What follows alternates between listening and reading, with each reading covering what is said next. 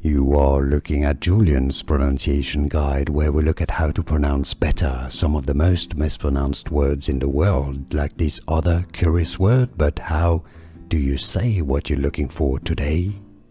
Let's learn how to pronounce this name once and for all correctly. If you want to learn more confusing pronunciations of confusing names, stay tuned. There are more videos for you. The English pronunciation, yes, we're talking about the English. In Spanish it would be Vivian, French Vivian. In English, however, it's pronounced as Vivian. Let's break it down. The meaning is lively, from Latin. Vivian. Vivian. It's the most common pronunciation. Now, some may say it as Vivian. Do you pronounce it that way? Let us know in the comments. And where are you from, so we can learn from you. Generally, often in English, it's pronounced as Vivian.